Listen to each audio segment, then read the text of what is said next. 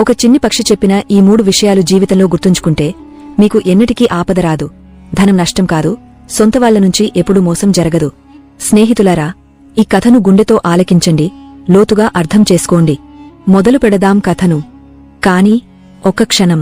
గరుడ పురాణంలో ఇలా చెప్పారు, ఒక కథనో బోధనో మధ్యలో వదిలేస్తే అది పాపంలోకి వస్తుందట. కాబట్టి ఈ కథను చివరి వరకు ఓపిగ్గా వినండి. మీరు సనాతన ధర్మాన్ని పాటించేవారైతే ఈ కథను లైక్ చేసి ఓం నమశివాయ అని కామెంట్ చేయండి. మీ ఆదరణ మాకు బలం. శ్రీ పోలేరమ్మ తల్లి ఆశీస్సులతో జ్యోతిష్యం చెప్పబడును. సమస్య మీది, పరిష్కారం మాది. ఫోన్ ద్వారానే పరిష్కారం చెప్పబడును. నెంబర్ 1 వశీకరణ స్పెషలిస్ట్ గురుజీ శివరామరాజు గారు. వివాహ సమస్యలు, ప్రేమ విఫలం, కోర్టు కేసులు, సంతాన ఆలస్యం, శత్రుదోషాలు, అనారోగ్యం, వ్యసనాల నివారణ తదితర సమస్యలకు 100% పరిష్కారం అందజేస్తారు. వెంటనే కాల్ చేయండి. 8519906851. సరే, ఇక కథలోకి వెళ్దాం. పూర్వకాలంలో టీకంగజ్ రాజ్యంలో ఒక రాజుకు కుమారుడు జన్మించాడు. అతని పేరు సిద్ధార్థ. రాజకుమారుడు సిద్ధార్థకు ఒక అలవాటు ఉండేది.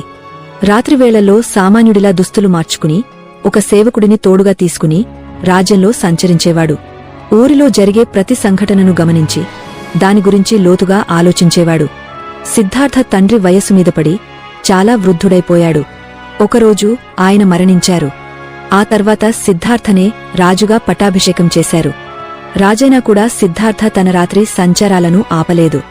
కాని ఒక్క మార్పు.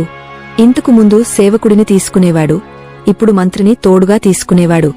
ఒకరోజు రాజు సిద్ధార్థ మంత్రితో కలిసి సామాన్య దుస్తుల్లో ఊరిలో తిరుగుతున్నాడు. ఒక గల్లీలోంచి వెళ్తుండగా ఒక ఇంట్లోంచి కొన్ని స్త్రీలు మాట్లాడుకుంటున్న స్వరాలు వినిపించాయి. రాజు, మంత్రి ఇద్దరు తలుపు దగ్గర నిలబడి లోపలికి చూశారు. అక్కడ 3 అందమైన యువతులు మాట్లాడుకుంటున్నారు. వాళ్ల మాటల నుంచి అర్థమైంది, వాళ్ళు 3 సోదరీమణులు. ఒకరి ఇష్టాల గురించి ఒకరు చర్చించుకుంటున్నారు. పెద్దమ్మాయి ఇలా అంది, అక్కడు నాకు రుచికరమైన భోజనం తినడం చాలా ఇష్టం. నేనైతే రాజు వంటమనిషితో పెళ్లి చేసుకుంటా, రోజూ రుచిరుచిగా తినొచ్చు. మధ్యమాయి అంది, అక్కడు నేనైతే రాజు దగ్గర పెద్ద అధికారితో పెళ్లి చేసుకోవాలనుకుంటా. రాజుమంత్రి, సేనాధిపతి లేదా కోటవాళ్లతో పెళ్లైతే నేను నన్ను ధన్యురాలిగా భావిస్తా. చిన్నమ్మాయి వాళ్ల మాటలు విని నిశ్శబ్దంగా కూర్చుంది. అప్పుడు పెద్ద, మధ్య సోదరీమణులు చిన్నమ్మాయిని అడిగారు, అక్కడు నీవు ఎందుకు మౌనంగా ఉన్నావు? నీ ఇష్టమేంటో చెప్పు. చిన్నమ్మాయి ఇలా అంది, అక్కలు, నాకు సేవకులతో చాకరీలతో పనిలేదు. నేనైతే రాజుతోనే పెళ్లి చేసుకుంటా. అప్పుడు మీ ఇద్దరి భర్తలపై నేను ఆజ్ఞలు జారీ చేయగలను. నాకు రాజుతో ఒక కుమారుడు పుట్టాలని కోరుకుంటా. అతను నవ్వితే పుష్పాలు రాలాలి, ఏడిస్తే కళ్లనుంచి ముత్యాలు జాలువారాలి. ఒకవైపు జుట్టు బంగారంలా, మరోవైపు వెండిలా ఉండాలి. ఇది నా కల. చిన్నమ్మాయి మాటలు విని ఆ ఇద్దరు సోదరీమణులు నవ్వులపొట్టలు పగలగొట్టారు. అక్కడు నీవు ఎప్పుడు పిచ్చిమాటలే చెబుతావు అన్నారు. ఈ 3 సంభాషణను తలుపు దగ్గర నిలబడి రాజు, మంత్రి వింటున్నారు. రాజుకు ఈ మాటలు విని ఆశ్చర్యం కలిగింది. ఆయన మంత్రితో ఇలా అన్నాడు, మంత్రి, ఈ ఇంటిని బాగా గుర్తుపెట్టు. రేపు ఉదయం ఈ 3 సోదరీమణులను రాజసభలో పిలిపించు. వాళ్లతో కొన్ని మాట్లాడాలి. రాజు ఆజ్ఞ ప్రకారం మరుసటి రోజు మంత్రి ఆ 3 సోదరీమణులను రాజసభకు పిలిపించాడు. రాజు వాళ్లను చూశాడు. చిన్నమ్మాయి, నేను రాజుతో పెళ్లి చేసుకుంటా అన్నది అందరికంటే అందమైన అమ్మాయి. ఆమె అందానికి రాజు మునిగిపోయాడు. రాజు వాళ్ల 3ని ఇలా అడిగాడు, నిన్న రాత్రి మీరు మీ ఇంట్లో ఏ మాట్లాడుకున్నారు? నిజం చెప్పండి. మీ మాటలను నేను స్వయంగా విన్నాను. తప్పుగా చెబితే రాజదండన ఖాయం. ఆ స్త్రీల మాటలు గోప్యంగా ఉండాల్సినవి. రాజు ముందు ఎలా చెప్పగలరు? రాజు నిన్నటి మాటల గురించి అడగగానే వాళ్లు సిగ్గుతో తలవంచుకున్నారు. లజ్జతో వాళ్ల నోరు మూగబోయింది. రాజు అడిగినప్పుడు వాళ్లు, మాకు ఏమీ గుర్తులేదు, ఏం మాట్లాడుకున్నామో తెలియదు అన్నారు. రాజు ఇలా అన్నాడు, అని వదిలేయండి, నిన్నటి మాటలను మళ్లీ చెప్పండి. మీ కోరికలను నెరవేర్చే ప్రయత్నం చేస్తాను. ఇలా బలవంతంగా చెప్పమనడంతో వాళ్లు నిన్న రాత్రి మాట్లాడుకున్న విషయాలను రాజు ముందు చెప్పారు. 3 మాటలు విని రాజు ఎంతో సంతోషించాడు. వెంటనే తన వంటమనిషిని రాజసభకు పిలిపించాడు. పెద్దమ్మాయి చేయి ఆ వంటమనిషి చేతిలో పెట్టి, ఇక నీవు దీని భర్తవు. నీవు దీనికి రోజూ రుచికరమైన భోజనం వండి పెట్టాలి అన్నాడు. ఆ తర్వాత రాజు తన మంత్రిని పిలిపించి మధ్యమాయి చేయి అతని చేతిలో పెట్టాడు. చిన్నమాయితో ఇలా అన్నాడు, నీవు రాజుతో పెళ్లి చేసుకోవాలనుకున్నావు. నేను ఈ రాజ్యపు రాజును. నిన్ను నా భార్యగా స్వీకరిస్తున్నాను. ఈ మాటలు విని చిన్నమ్మాయి ఆనందంతో పొంగిపోయింది. రాజు వెంటనే తన పెళ్లి ఏర్పాట్లు చేయమని ఆజ్ఞాపించాడు. రాజు లేచి వెళ్లిపోయాడు. రాజు సేవకులంతా పెళ్లి సన్నాహాల్లో మునిగిపోయారు. ఇక ముగ్గురు సోదరీమణుల పెళ్లి ఏర్పాట్లు జోరుగా సాగాయి. చిన్నమ్మాయి పెళ్లి ఘనంగా రాజుతో జరిగింది. పెద్దమ్మాయి వంటమనిషితో, మధ్యమ్మాయి మంత్రితో పెళ్లి చేసుకున్నారు. ముగ్గురు సోదరీమణులు తమ తమ భర్తలతో జీవనం సాగించారు. చిన్నమ్మాయిని రాణిగా రాజమందిరంలోకి తీసుకెళ్లారు. ఈ దృశ్యం చూసిన పెద్ద, మధ్య సోదరీమణులకు చిన్నమ్మాయి అదృష్టంపై ఈర్ష్య కలిగింది.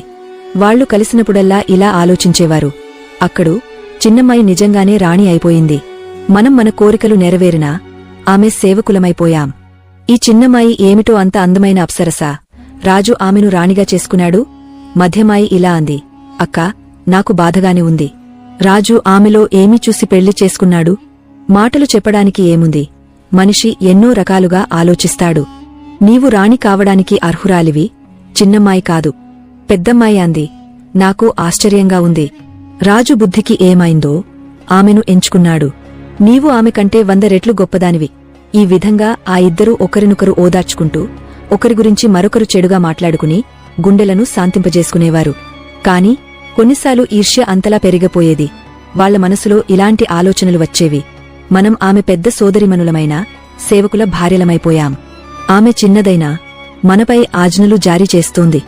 మన భర్తలు ఆమె ఒక్క సాయిగకే ఆడుతున్నారు. ఈ మాటలు మాట్లాడుకుంటూ రాత్రింబవళ్లు తమ గుండెలను కాల్చుకునేవారు. కొన్నిసార్లు ఆమెను అంతం చేయాలనో లేదా రాజు దృష్టిలో ఆమెను పడగొట్టాలనో ఆలోచించేవారు. అప్పుడైతే తమ మనస్కు శాంతి దొరుకుతుందని భావించారు. రోజూ ఈ దుర్మార్గపు ఆలోచనల్లో మునిగిపోయేవారు. చిన్నమ్మాయిని కలిసినప్పుడు తమ స్థాయిని మరచి ఆమెను తక్కువ చేసేలా మాట్లాడేవారు. కాని చిన్నమ్మాయి తన సోదరీమణులపై నిజమైన ప్రేమను చూపేది. అందరికీ తెలుసు, ఆ ఇద్దరూ సేవకుల భార్యలు, ఈమె రాణి అని. కొన్ని నెలల తర్వాత రాణికి గర్భం సిద్ధించింది. ఈ వార్త విని రాజు ఎంతో ఆనందించాడు. ఇదే సమయంలో చిన్నమ్మాయిని కలవడానికి ఆ ఇద్దరు సోదరీమణులు కూడా వచ్చారు.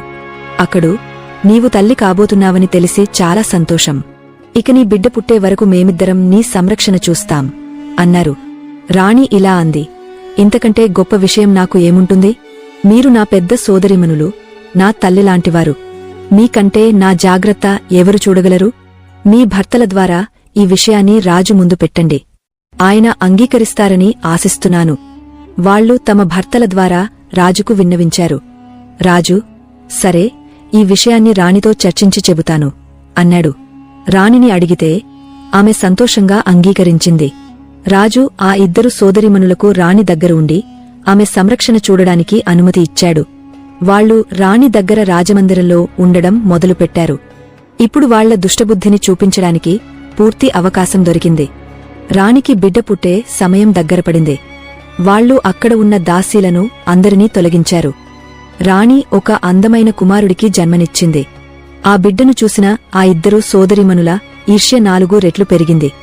రహస్యంగా ఆ బిడ్డను రాజమందిరం బయటకు తీసుకెళ్లి ఒక గుడ్డలో చుట్టి చెక్క సందుకల్లో పెట్టి నదిలో వదిలేశారు. ఆ తర్వాత ఒక చనిపోయిన కుక్కపిల్లను తెచ్చి రాణి పక్కన పెట్టారు. రాజమందిరంలోని దాసీలకు రాణి ఒక చనిపోయిన కుక్కపిల్లకు జన్మనిచ్చింది అని చెప్పారు. ఈ వార్త విని అందరూ ఆశ్చర్యపోయారు.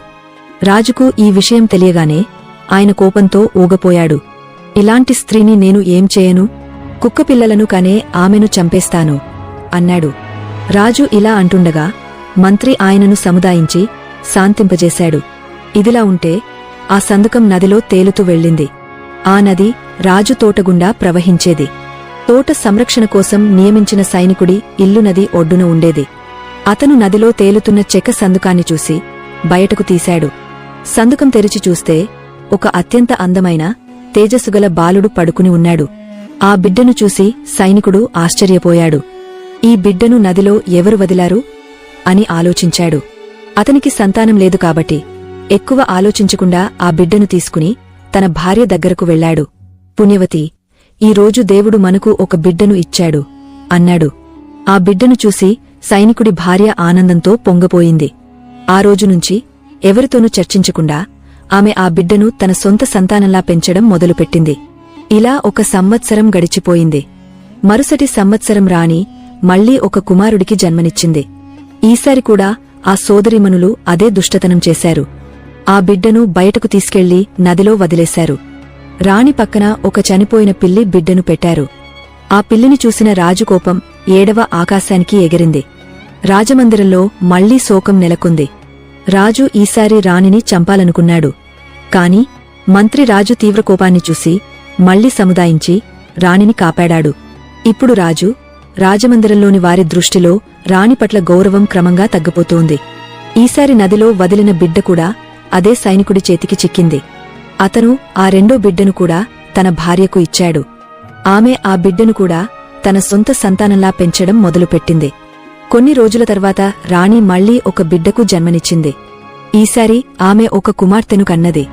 కాని రాణి దుష్ట సోదరీమణులు ఆ కుమార్తెను కూడా మునుపటిలాగే నదిలో వదిలేశారు. ఆ కుమార్తె కూడా అదే సైనికుడి చేతికి చిక్కింది. అతను ఆ బిడ్డను కూడా తన కుమార్తెలా పెంచడం మొదలుపెట్టాడు. ఇదిలా ఉంటే ఈసారి రాజు తన కోపాన్ని అదుపు చేయలేకపోయాడు. ఎందుకంటే రాణి సోదరీమణులు రాణి పక్కన ఒక చనిపోయిన ఎలుకను పెట్టారు. రాజు ఆలోచనలో పడిపోయాడు.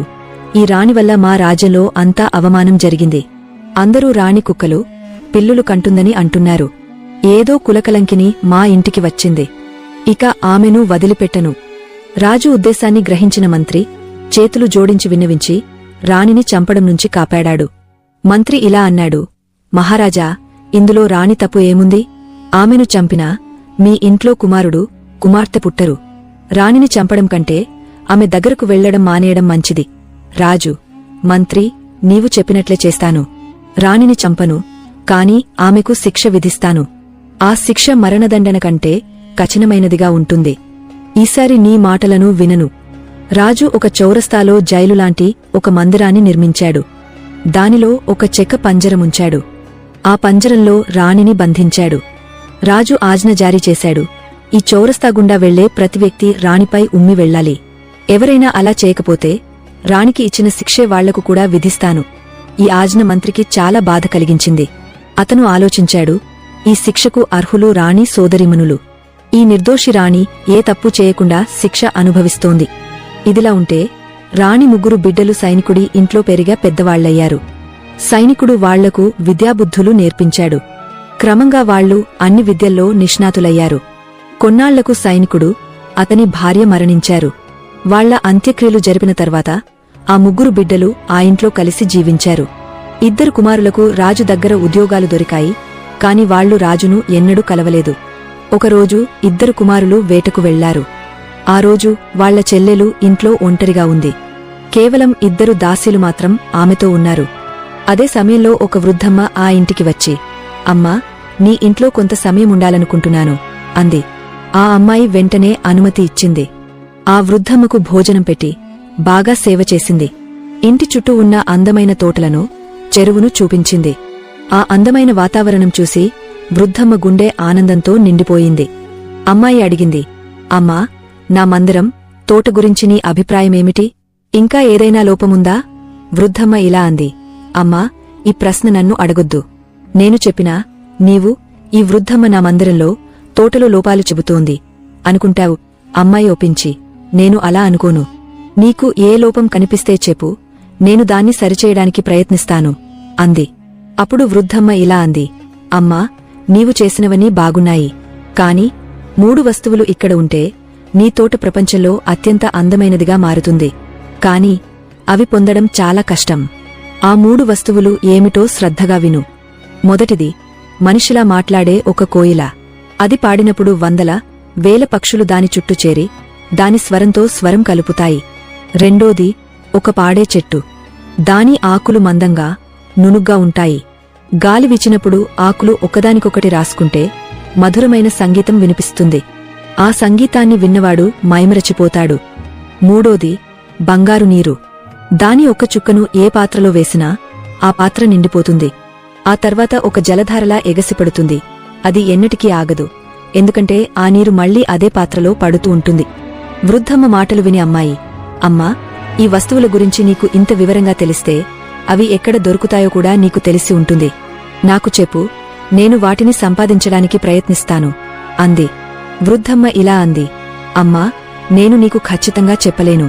కాని ఇక్కడ నుంచి ఎవరైనా ఉత్తర దిశలో ప్రయాణం చేసి నేరుగా 10 రోజులు నడిస్తే మొదట కనిపించే వ్యక్తిని ఈ వస్తువుల గురించి అడగాలి. అతను మార్గం చూపిస్తాడు.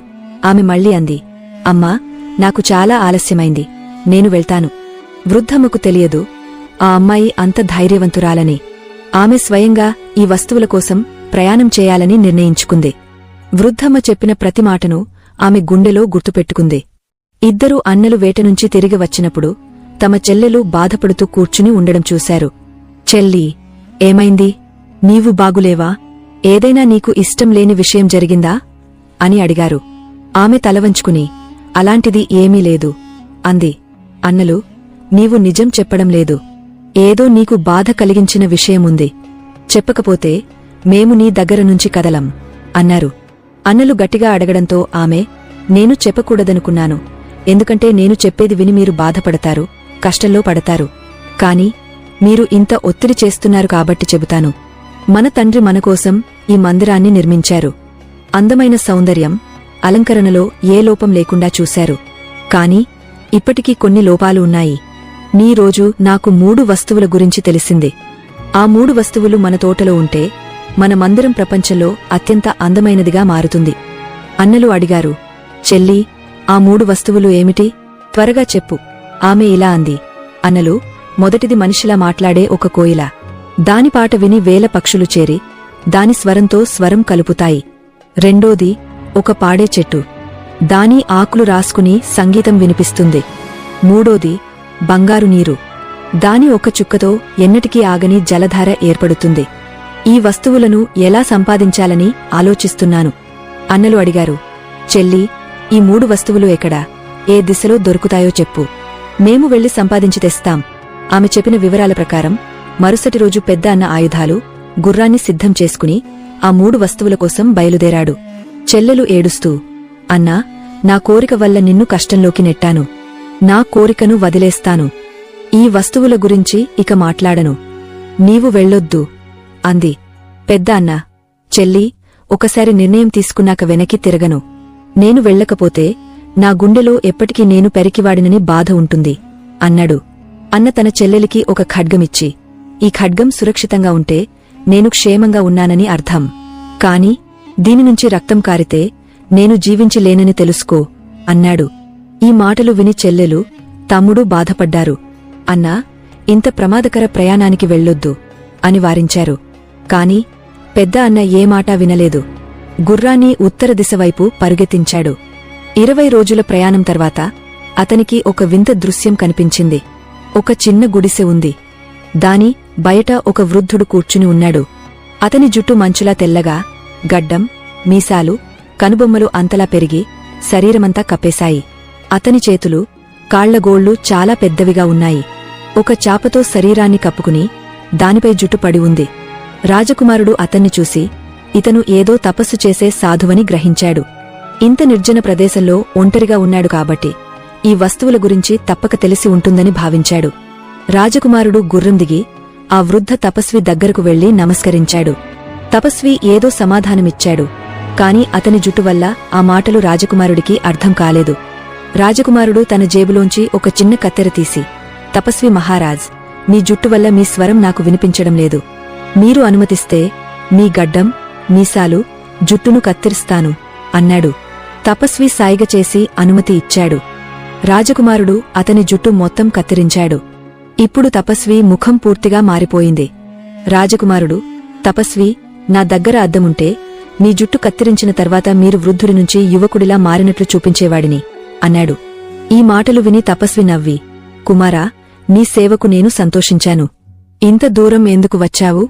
నీకు ఏ సహాయం చేయగలను అన్నాడు. రాజకుమారుడు, సాధు మహారాజ్, నేను దూరం నుంచి మాట్లాడే కోయిల, పాడే చెట్టు, బంగారు నీరు తెచ్చేందుకు వచ్చాను. అవి ఎక్కడ దొరుకుతాయో చెప్పండి అన్నాడు. తపస్వి మౌనంగా ఉండిపోయాడు. రాజకుమారుడు, మహారాజ్, ఎందుకు మౌనంగా ఉన్నారు? ఏదైనా చెప్పండి, తెలియదంటే సరే అన్నాడు.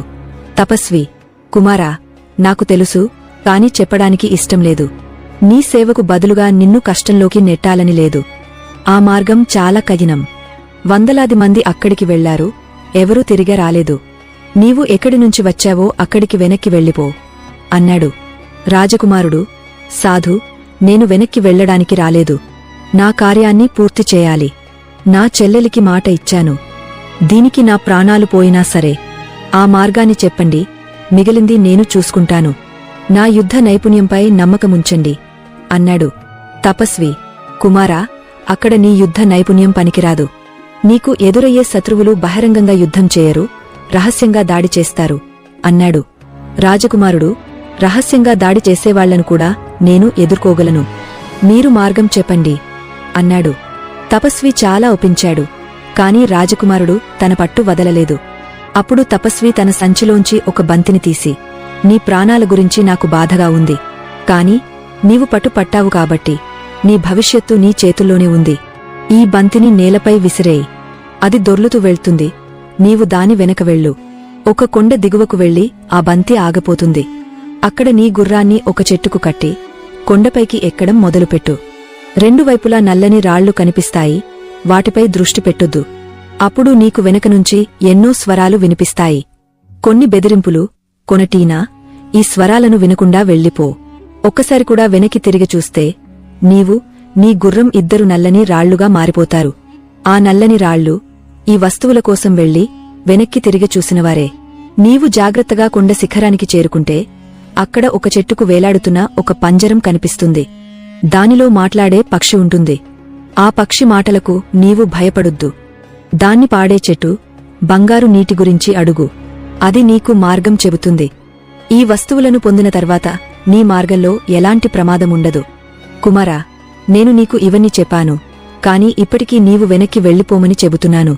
నీవు అక్కడికి చేరుకోకముందే నల్లని రాయిగా మారిపోతావని నాకు స్పష్టంగా కనిపిస్తోంది. రాజకుమారుడు ముందుకు బయలుదేరాడు. తపస్వి ఇచ్చిన బంతి దొర్లుతూ కొండ దిగువకు చేరి ఆగపోయింది. అక్కడనుంచి పైకి వెళ్లే మార్గం చాలా కఠినంగా ఉంది. రాజకుమారుడు గుర్రాన్ని అక్కడ చెట్టుకు కట్టి కొండపైకి ఎక్కడం మొదలుపెట్టాడు.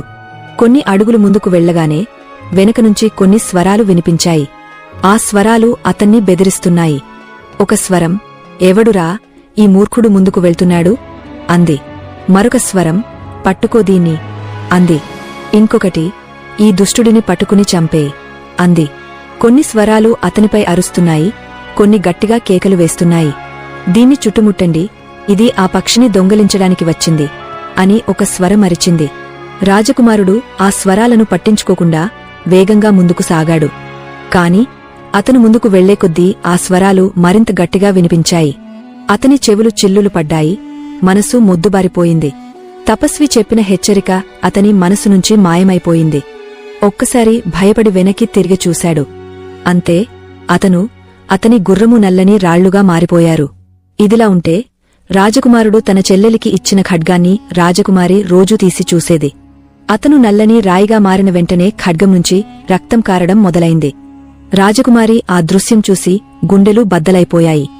అయ్యో, నా అన్న ప్రాణాలు పోయాయి. నా కోరిక వల్లే ఇదంతా జరిగింది అంటూ ఏడ్చింది. ఆమె ఏడుపు చూసిన చిన్న అన్న, చెల్లీ, ఏమైంది, ఎందుకు ఏడుస్తున్నావు అని అడిగాడు. రాజకుమారి ఖడ్గం నుంచి రక్తం కారుతున్న విషయం చెప్పింది. అన్నా, నీవు ఈ ప్రయాణానికి వెళ్ళొద్దు. నా కోరికను వదిలేస్తాను.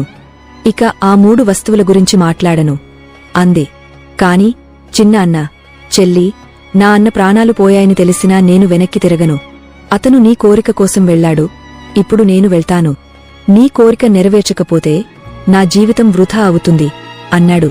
అతను కూడా తన గుర్రం, ఆయుధాలు సిద్ధం చేసుకుని చెల్లెలికి మరో ఖడ్గమిచ్చాడు. ఈ ఖడ్గం సురక్షితంగా ఉంటే నేను క్షేమంగా ఉన్నానని తెలుసుకో. రక్తం కారితే నేను జీవించలేనని అర్థం అన్నాడు.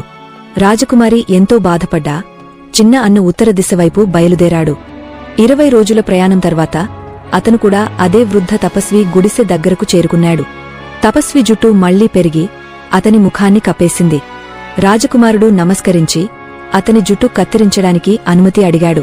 తపస్వి అనుమతి ఇవ్వడంతో జుట్టు, గడ్డం, మీసాలు కత్తిరించాడు. తపస్వి సంతోషించి, కుమారా, నీ సేవకు మెచ్చాను. ఎందుకు వచ్చావు అని అడిగాడు. రాజకుమారుడు మాట్లాడే కోయిల, పాడే చెట్టు, బంగారు నీటి గురించి అడిగాడు. తపస్వి మళ్లీ మౌనంగా ఉండిపోయాడు. కుమారా, ఆ మార్గం చాలా కఠినం. ఇటీవలే ఒక యువకుడు ఇదే వస్తువుల కోసం వచ్చాడు, కాని అతను తిరిగి రాలేదు. నీవు కూడా వెనక్కి వెళ్ళిపో అన్నాడు. రాజకుమారుడు: సాధు, ఆ యువకుడు నా అన్న. అతను నా చెల్లెలి కోరిక కోసం వెళ్ళాడు. ఇప్పుడు నేను వెళ్తాను. మార్గం చెప్పండి, నా ప్రాణాలు పోయినా సరే అన్నాడు. తపస్వి ఎంతో ఒప్పించాడు, కాని రాజకుమారుడు వినలేదు. అప్పుడు తపస్వి మళ్లీ ఒక బంతి ఇచ్చి అదే సూచనలు చెప్పాడు. బంతి వెనక వెళ్ళు, కొండ దిగువకు చేరాక గుర్రాన్ని కట్టి కొండపైకి ఎక్కు. నల్లని రాళ్లపై దృష్టి పెట్టొద్దు, వెనక్కి తిరిగ చూడొద్దు. శిఖరంపై పంజరంలో మాట్లాడే పక్షి ఉంటుంది, అది మిగతా మార్గం చెబుతుంది. రాజకుమారుడు బంతి వెనక వెళ్లాడు. కొండ దిగువకు చేరాక గుర్రాన్ని చెట్టుకు కట్టి కొండపైకి ఎక్కడం మొదలుపెట్టాడు. అప్పుడు వెనకనుంచి భయంకరమైన స్వరాలు వినిపించాయి. ఎవడివి నీవు? ఈ ప్రదేశంలోకి వచ్చావు? పట్టుకో దీన్ని, చంపేయ్. ఈ దొంగను వదలొద్దు అని అరుస్తున్నాయి. రాజకుమారుడు తన మనసును అదుపులో ఉంచుకుని తపస్వి హెచ్చరికను గుర్తుంచుకున్నాడు. ఎంత భయంకరంగా అరిచినా అతను వెనక్కి తిరిగి చూడలేదు. కొండ శిఖరానికి చేరుకున్నాడు. అక్కడ ఒక పెద్ద చెట్టుకు వేలాడుతున్న పంజరంలో మాట్లాడే కోయిల ఉంది. ఆ పక్షి అతన్ని చూసి, ఓ మానవుడా, నీవు ఈ ప్రదేశానికి ఎలా చేరుకున్నావు? ఇక్కడికి వచ్చినవాళ్లు ఎవరూ తిరిగి వెళ్లలేదు. నీవు ఏం కోరుకుంటున్నావు అని అడిగింది. రాజకుమారుడు: పక్షీ, నేను నీతోపాటు పాడే చెట్టు, బంగారు నీటికోసం వచ్చాను. నాకు మార్గం చెప్పు అన్నాడు. కోయిల నవ్వి, నీ ధైర్యానికి మెచ్చాను. కాని ఆ వస్తువులు పొందడం అంత సులభం కాదు. నీవు మరో పరీక్షను ఎదుర్కోవాలి. నా పంజరం దగ్గరకు రా, నిన్ను ఒక ప్రదేశానికి తీసుకెళ్తాను అన్నది. రాజకుమారుడు పంజరం దగ్గరకు వెళ్లాడు. కోయిల ఒక వింత శబ్దం చేసింది. అప్పుడు ఆ ప్రదేశం మొత్తం కాంతితో నిండిపోయింది. రాజకుమారుడు కళ్ళు మూసుకున్నాడు. కళ్ళు తెరిచేసరికి అతను ఒక అందమైన తోటలో ఉన్నాడు.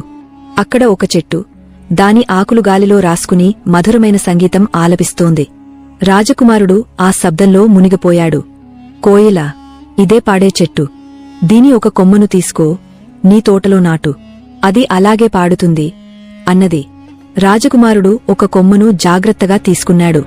కోయిల మళ్ళీ, ఇప్పుడు బంగారు నీటికోసం వెళ్దాం అని మరో శబ్దం చేసింది. వెంటనే వాళ్లు ఒక గుహలో ఉన్నారు. అక్కడ ఒక చిన్న ఊట నుంచి బంగారం లాంటి నీరు జాలువారుతోంది. కోయిల: ఈ నీటిని ఒక సీసాలో నింపుకో. ఒక్క చుక్కతో నీ తోటలో జలధార ఏర్పడుతుంది అన్నది. రాజకుమారుడు ఒక చిన్న సీసాలో నీటిని నింపుకున్నాడు. కోయిల: ఇప్పుడు నన్ను తీసుకెళ్ళు, నీ తోటలో నేను పాడుతాను అన్నది. రాజకుమారుడు పంజరాన్ని తీసుకుని కోయిలతో, నీవు ఇంత సహాయం చేశావు, నీకు ఏమివ్వాలి అని అడిగాడు. కోయిల: నీ ధైర్యమే నాకు బహుమతి. నీ తోటలో నేను స్వేచ్ఛగా పాడుతాను అన్నది. రాజకుమారుడు 3 వస్తువులతో తిరిగి కొండ దిగువకు చేరుకున్నాడు. ఈసారి ఎలాంటి స్వరాలు వినిపించలేదు. అతను గుర్రాన్ని విడిపించి తన ఇంటివైపు బయలుదేరాడు. ఇంటికి చేరుకున్నాక చెల్లెలు అతన్ని చూసి ఆనందంతో ఏడ్చింది. అన్నా, నీవు తిరిగి వచ్చావు అంటూ అతన్ని గట్టిగా కోగిలించుకుంది. రాజకుమారుడు 3 వస్తువులను చూపించాడు. పాడే చెట్టు కొమ్మను తోటలో నాటారు. అది మధురమైన సంగీతం ఆలపించింది. బంగారు నీటి చుక్కతో ఒక జలధార ఏర్పడింది. అది ఎన్నటికీ ఆగలేదు. కోయిలను తోటలో విడిచిపెట్టారు. అది పాడినప్పుడు వేల పక్షులు చేరి స్వరం కలిపాయి. రాజకుమారి తోట ప్రపంచంలో అత్యంత అందమైనదిగా మారింది. ఈ వార్త రాజ్యం అంతా పాకింది. రాజుకూడా ఈ తోటను చూడడానికి వచ్చాడు. అతను రాజకుమారుడిని చూసి ఆశ్చర్యపోయాడు. వాళ్ల ముఖాల్లో తన రాణి ఛాయలు కనిపించాయి. అతను వాళ్లను రాజసభకు ఆహ్వానించాడు. అక్కడ వాళ్లు తమ కథ చెప్పారు. తాము నదిలో వదిలిన బిడ్డలుగా సైనికుడు పెంచిన విషయం వివరించారు. రాజు గుండెలు బరువెక్కాయి. నా బిడ్డలు నీవేనా అంటూ వాళ్లను కోగలించుకున్నాడు. రాజు వెంటనే రాణిని చౌరస్తాలోని పంజరం నుంచి విడిపించాడు. ఆమెను రాజమందిరంలోకి గౌరవంగా తీసుకొచ్చాడు. రాణి తన బిడ్డలను చూసి ఆనందంతో మునిగిపోయింది. రాజు మంత్రిని పిలిచి రాణి సోదరీమణులను రాజసభకు తీసుకురమ్మని ఆజ్ఞాపించాడు. వాళ్లు రాజసభలో నిలబడ్డారు. రాజు: మీరు నా బిడ్డలను నదిలో వదిలారు, రాణిని అవమానించారు. ఇప్పుడు మీ శిక్ష ఏమిటో చెప్పండి అన్నాడు. రాణి సోదరీమణులు సిగ్గుతో తలవంచుకున్నారు. వాళ్లు: మహారాజా, మమ్మల్ని క్షమించండి, ఈర్ష్య వల్ల ఇలా చేశాం అని వేడుకున్నారు. రాణి ముందుకు వచ్చి, మహారాజా, వీళ్లు నా సోదరీమణులు, వీళ్లను క్షమించండి. నా బిడ్డలు తిరిగి వచ్చారు, నాకు ఇంతకంటే గొప్ప ఆనందమేముందు అన్నది. రాజు రాణి ఔదార్యానికి మెచ్చి సోదరిమణులను క్షమించాడు, కాని వాళ్లను రాజమందిరం నుంచి బహిష్కరించాడు. రాజకుమారుడు, రాజకుమారి రాజ్యంలో గౌరవప్రదమైన స్థానాలు పొందారు. రాజు, రాణి తమ బిడ్డలతో సంతోషంగా జీవించారు. రాజకుమారి తోట రాజ్యంలో ఒక పవిత్ర స్థలంగా మారింది. అక్కడ మాట్లాడే కోయిల, పాడే చెట్టు, బంగారు నీరు రాజ్య ప్రజలకు ఆనందాన్ని, శాంతిని పంచాయి. ఈ కథ నుంచి మనం నేర్చుకోవాల్సిన 3 పాఠాలు ఏమిటంటే: ఈర్ష్య మనసును నాశనం చేస్తుంది. రాణి సోదరిమణులు ఈర్ష్య వల్ల దుష్ట చర్యలు చేశారు, చివరికి అవమానం పొందారు. ధైర్యం, నిశ్చయం విజయాన్ని తెస్తాయి. చిన్న రాజకుమారుడు ఎన్ని అడ్డంకులు ఎదురైనా వెనక్కి తిరగకుండా 3 వస్తువులను సంపాదించాడు. క్షమాగుణం గొప్పది. రాణి తన సోదరిమణులను క్షమించడం ద్వారా తన గొప్ప మనసును చాటింది. స్నేహితులారా, ఈ కథను గుండెలో ఉంచుకోండి. ఈ 3 విషయాలను జీవితంలో అమలు చేస్తే సంతానంపై ఆపద రాదు, ధనం నష్టం కాదు, సొంతవాళ్ల నుంచి మోసం జరగదు. ఈ కథ మీకు నచ్చితే మన కథల సమాహారాన్ని అనుసరించండి.